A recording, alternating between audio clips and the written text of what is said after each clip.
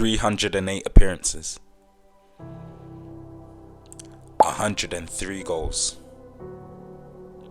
93 assists. Bruno Fernandes. Volume football. Precision execution. This is urgency with technique. And technique with no fear. This is a midfielder who divides opinion beyond belief. A midfielder who plays like the clock's always running out of time. Bruno, I think, like you see, he's overtook Paul Scholes into 4th place in terms of assists for the club. I think at Premier League assists, he's only behind Becks, Giggs and Rooney. Like he's in like legendary territory there with them names. It's crazy, and I've seen some people talk about him and go, "Oh, they'd be better off without him," and blah blah blah. And I'm like, are you crazy? Like, the geezer's playing in a holding midfielder's role and still creating more than anyone on the pitch. Do you know what I mean? Still up there in the league in terms of chances created. Like, he's like, when I see him questioned, it just makes me sit there and go, what are you? You don't know football. You can't know football. And then I see people saying, oh, he should be gone. He should be out. We get rid of him. It would unlock the others and we'd be better off. Man United done that years ago with it was Texino. I'm shouting Texino out. So I maybe play the clip. I sent it to the group the other day. I see him, I understand the argument. Oh, when Ruud van Nistelrooy was at Man United, he was scoring the goals. Got rid of him. And we went on to do so well and much better without him. Shout out Rio Ferdinand. Whoopsie. Come outside. It wasn't me, I'm sorry. With all due respect as well, I cannot play down on what someone like Bruno Fernandes does.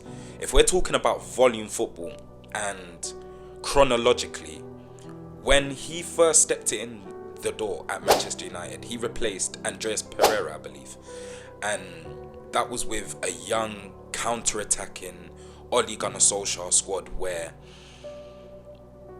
in an ideal world, yes, he did fit the puzzle and it worked out well for him in those first couple of years because we built the squad around him. In that 4-2-3-1, we built a counter-attacking team, 11 men behind the ball, Paul Pogba, Bruno Fernandes. First thing, when they get the ball, can they look forward? Can they play the ball into spaces, into channels for Rashford, for Greenwood, for Martial, for Dan James, Edison Cavani, players who play off the shoulder, players who like to run into the space, who thrive off playing that sort of football. That worked out for Bruno Fernandes. So we was building the squad around him. Now, at that time, yes, maybe I still wasn't happy with the playing style. And yeah, let's touch a bit into that as well. I think for me, in terms of with number 10s, an ideal number 10 would be like your Isco Alacorns, your Felipe Coutinhos, your Dimitri Payets. These players who they thrive under pressure in the 10 when they receive the ball. They know how to turn on the back foot. They find the right amount of distance between man and ball. They're ball carriers. They protect the ball well. Ball manipulation. They don't have to be the quickest in order to beat 1-2 man with just a bit of deceptiveness. A bit of ball manipulation, intricacy. Players who can play in between the lines. I think Bruno Fernandes' best football is when he's facing goal. And again, it's not a bad thing. Genuinely, it's not a bad thing. But when you think of it in an ideal world, because we've been building around this for about 7 years or so, I'm almost tired building around volume players because now, touching back into that story of when he first came in and the squad being built around him, it was young players, hungry again, willing to run into space. As soon as Bruno Fernandes has his head up, 9 times out of 10, he will treat the football like a cannonball. The ball is, he will try and find the final pass from the car park. From the bloody car park. From his house. Before he steps out of his bed, he's thinking about the final ball. And there's nothing wrong with that. But I just think 10s nowadays, especially players like your Bruno Fernandez's, like, they neglect what a real number 10 does. Now, again, the numbers are so contradicting because the volume is high. Like, again, he's breaking data servers, guys. Like, he's destroying algorithms.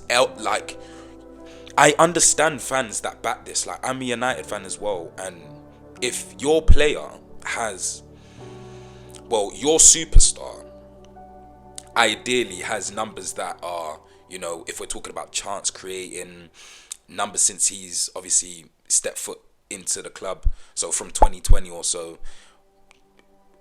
one of the highest goal scoring midfielders, one of the highest assisters. So ideally, on paper, he looks like a magician. But when you watch him for 90 minutes, it is pretty frustrating as a United fan because, as I said, he neglects what a number 10 does. Let's speak about the great moments Bruno Fernandes has had. And I think it's a moment thing. I remember the goal against Everton. Drops the shoulder. Ball comes across and he knew the finish before the ending. Whoopsie! From the heavens. No fans. Just glory. Top bins. A watermark on the back of the net. I remember Besiktas. The counter-attack against Brighton. The Leeds game where I believe he scored a hat-trick. 2 assists from Paul Pogba. 4 assists in total from Paul Pogba that day. We've had some great Bruno Fernandes moments, but these are moments of dopamine for me, and I will celebrate that because I support this club. Think of volume players around the world. So you think of your Mo Salahs, you think of Cristiano Ronaldo when he became a box striker. Those clubs also built around those volume players. But what did those volume players go and do? They stepped up. They won their Champions Leagues, their leagues. They carried their teams. And I'm not saying Bruno Fernandes has not carried Manchester United. Yes, he has. But he's carried United oh so far, to a point where he's carried United to 8th. He's carried United to 15th. And I just feel like his time is genuinely done. And if you take a player like that out of your squad, the whole entire dynamic will change. The whole entire dynamic. You can go and explore with that squad. Go and give the responsibility to the other players who we have brought in, your Cunhas, your Mbuemos. Go and find people in the transfer market. Now, Bruno Fernandes, yes, the highest chance created in the Premier League. That is amazing stuff. But all of these stuff are all personal accolades. Great stuff for him. And it's not benefiting the team, which I know, guys, I know. It doesn't make sense, right? It doesn't make sense. But that's why if you think of it in an ideal world, it has been a detriment. And I don't want it to look like, all right, cool, this is slander. Because no, I've bigged him up. I've spoken about the moments. I've celebrated with Bruno Fernandes. But even we look at, like, in the past years, we look at last season, the big games where we've needed him to step up. The Europa League finals, not once but twice, Villarreal and Tottenham. With number 10s for me, like, you look at, like, your Phil Fodens, your Jamal Musialas, for example, your Elises, or like your Lamine Yamals, like these creative footballers. These guys' bad games are not ideally like bad first touches. Martin Odegaard's, their bad games are not bad first touches, bad decision making, etc. It's just more hiding. He didn't show up today. Where was he? Where was Phil Foden? Where was Odegaard? I feel like Bruno Fernandes' poor game is very frustrating, and it makes him look like an amateur footballer, especially with the theatrics. hands raising, the moaning. That now, if we look at this in perception, in hindsight, me growing up, I remember like constructive criticism. To make it as a footballer, you should be able to take constructive criticism. And bro, the ballers nowadays they're soft. And we talk about like that moaning mentality as a winner. We haven't really won anything yet. And we go back to these Europa League finals. He's hiding, but then also playing poor. When the ball's punched into his feet, bad first touching, bad decision making, first time passes that don't make sense. Like, it gets very frustrating. His bad games look awful, atrocious, and it's a detriment to the team. You can see like other players, sometimes they cut in, they shoot, he moans at them. You saw that with Ahmad against Brentford this season. So it's just like, I'm almost kind of tired of, alright, cool, this is more Bruno Fernandes FC more than Manchester United. And we look at the pedigree of Manchester United is now starting to dim. When we do the player FC things, and this club won't survive, or we would have been relegated if we didn't have Bruno Fernandes, Ruben Amorim, he now is the focal point to what is happening. If we really think about it, he's the focal point to why Bruno Fernandes is a real detriment to this current team we are speaking about. Because yes, he's creating the most chances from a number 8 spot, but he neglects again what a number 8 should do. I've seen stats of he's one of the most dribbled past midfielders in the Premier League. And when I watch with my own eyes, when Casemiro receives the ball or our back three are on the ball, Bruno Fernandes is still playing near enough or close to the number 10s. He's more or less in between them, Buemo, Cunha, whoever's playing in those 2-10 roles anyways. He's ahead of the ball 9 times out of 10. So you now neglecting that role, you're putting a lot of pressure, especially defensively, on that one midfielder who's playing next to you. And in football history, the only player who could probably hack all of that pressure would be N'Golo Kante, who is the best sweeper in football history. The man doesn't have 2 lungs. He's got 6 batteries on his chest. That's what you need. You need an energizer. You need Duracell when playing with Bruno Fernandes. Why? Because he plays like he has undiagnosed ADHD. We've seen the interview with, that's come out. Did he do this interview in Portugal as well? Let me know in the chat as well, guys. Let me know in the chat as well.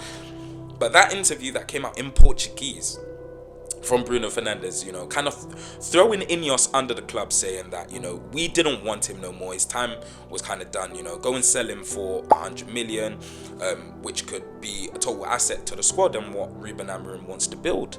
But contradictingly, Ruben Amorim wants to keep him. And Bruno Fernandes goes on to say that Manchester United didn't have the courage in order to sell you. Well, that is contradicting within itself, because if you want to come out and say the club wanted to sell you, then that's that, isn't it? It's the manager who wanted to keep you. But what the manager has done is he's made you look bad, Bruno, by playing you in a deeper role that you've admitted in that interview. Bro, you're not a deep midfielder. You're not a deep midfielder, bro. So if you don't want to play that role and you neglect everything a number 8 is meant to do traditionally in order to have your own satisfaction, that's what I love to call it, satisfaction. That it is to Manchester United's detriment. It is to the midfielder who plays next to you's detriment. The 3 centre-backs who are behind you. But Ruben Amorim puts you in that position. And I'm not a major fan of Ruben Amorim at all. I'm not. Because he doesn't play the Manchester United way. He's very negative for me. Very negative. Me growing up watching United football, attack. Whether if it was 4-4-2, 4-3-3, 4-2-3-1. It's when you get the ball, play high and wide, wingers, overlapping, fullbacks, Can we whip the ball into the box? Can we play the intricate passes in the second and final third? The excitement is gone. There's a lost soul at Old Trafford. I've had some great Bruno dopamine. But when push comes to shove, it has been 7 years. And for me, I'm ready for when people ask the major question, who would you replace Bruno Fernandes with? I will go and replace Bruno Fernandes with someone opposite.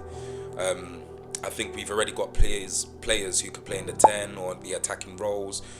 If they don't fulfill or, do what's demanded of them or hit their KPIs, then Man United, you're Manchester United. Go in the transfer window and go and get someone else. But this is what we do. We recycle until it works. I don't care if you've won me.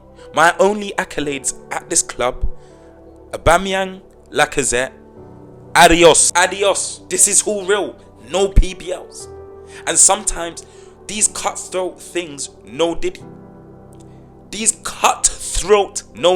For whoopsie.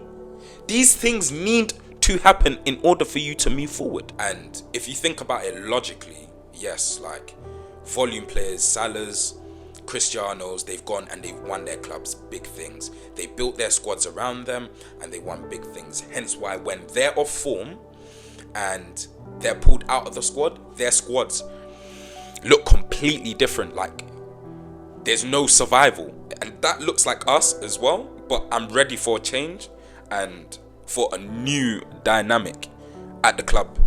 And yeah, don't go and replace Bruno Fernandes for what Bruno Fernandes is. Go and get a midfielder who's secure in possession, who can dictate the tempo of the game. I would want someone who's like a puppeteer. Speed the game up when he's ready, slow the game down when he's not, but he's got a clutch on him, I need someone like your Adam Wharton types, your Rodri types, those sort of footballers who can recycle the football, man. Like, you could just see their brain ticking when they're on the football and just not doing these risky passes. I don't know when these terminologies started to exist in football, where it's okay to just like fling the ball in behind defense lines because it's a risky pass. Like, if you're a kid looking to get scouted or something, I do not advise you to do that. Scouts are not looking at you just flinging the ball in behind defense lines. Be secure, dictate the game, feel the ball, enjoy the game. Like, we don't need this sort of mentality from our captain as well, where it's just always moaning, rah, blah. And he always like justifies himself in interviews where it's like, I'm not that guy. I do it because I want to win. I'm a winner. Bro, the most you've won is an FA Cup and the League Cup. So if the most you've won is the FA Cup and the League Cup, then I think we all need to be more humble, because we've been doing that post Fergie. People who's like the real scapegoats, your Paul Pogba's. These men finished second, won Europa League, scored in Europa League final, won the League Cup, and won the FA Cup. No, he didn't win the FA Cup, sorry. But all of that in his first 2 seasons, and then in his 3rd season was in the Premier League Player of the Year. So it's like, we could all do Player FC for the players that we all like. Does that make sense? But obviously Bruno isn't my genre. Amazing technique. Whoopsie! Like, he's got good technique, and I'll give him that 110%. When that cross for Mason Mount, that assist to Mason Mount at Molineux not too long ago, a couple of weeks ago, like the technique on that, that panache, like he can he can put them on the plate. That telepathic assist to Kobbie Mainoo in the FA Cup final, he can do these things. No one's saying he can't, but again, we're speaking about moments. I need a player who's just, bro, they're press resistant to a point where they're press repellent. Like, our players have an extra 2 seconds just because this guy's on the ball. I need that replacement now. I need another dynamic. I need the team to be built around other players. And that's why I go back to that analogy that I said to you, Rio. Ruud van Nistelrooy.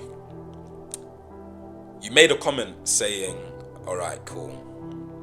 Well, he was replaced by Cristiano Ronaldo and Wayne Rooney. Well, they were highly criticized at that time, especially Cristiano Ronaldo. Because growing up for me, I remember Rooney being a bit more the head of the table out of the youngsters at that time. And the funniest thing is, it's like Ronaldo was compared to Ricardo Quaresma and the man, you know. Like, let's be real, he was the show pony, the diver, the one who couldn't take a tackle. You guys even admit how many times in training you guys were bullying him in training. You did not think that this guy was taking a scruff. No one thought that. We all knew he was a blessed baller, a different specimen, Cristiano. We knew the potential he had.